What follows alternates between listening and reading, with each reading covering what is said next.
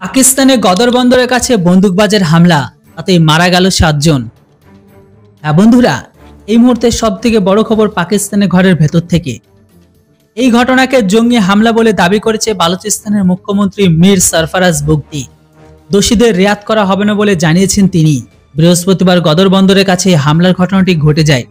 সেখানকার একটি আবাসিক কোয়ার্টারে ঘুমিয়েছিল শ্রমিকরা। অজ্ঞাত পরিচয় এক ব্যক্তি সেলুপাথড়ি গুলি চালিয়ে পালিয়ে যায় বলে অভিযোগ। গুরুতর জখম অবস্থায় 7 জনকে গদর হাসপাতালে নিয়ে যাওয়া হলে সেখানে মৃত্যু হয় তাদের। জখম হয়েছে আরও কয়েকজন। মৃতরা পাকিস্তানের পাঞ্জাব প্রদেশের বাসিন্দা ছিল।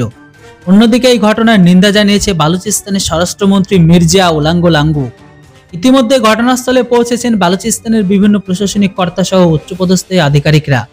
পুলিশ এই ঘটনার পূর্ণাঙ্গ তদন্তের নির্দেশ দিয়েছে।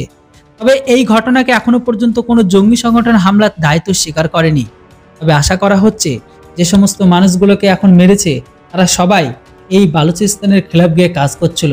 আপনারা জানেন বালুচিস্তান প্রদেশে বর্তমান সময়ে যেভাবে চীন আর পাকিস্তান দেশটাকে বিক্রি করে সম্পূর্ণ তাদের স্বাধীনতাকে ছিনিয়ে নিয়ে তাদের সাথে যে অত্যাচার করছে, তারা এই বালুচ অর্থাৎ বিএলএ অর্থাৎ বালুচ লিবারেশন আর্মিরা প্রোটেস্ট করছে। এরই প্রতিবাদ হিসাবে হয়তো এদেরকে মেরেছে বিএলএ। তবে এখনো পর্যন্ত কোনো সংগঠন এটা দায়ভার স্বীকার করেনি। বন্ধুরা, আপনাদের কি মনে হয়, এটা কি বালুচ লিবারেশনের কাজ আর টিটিপি?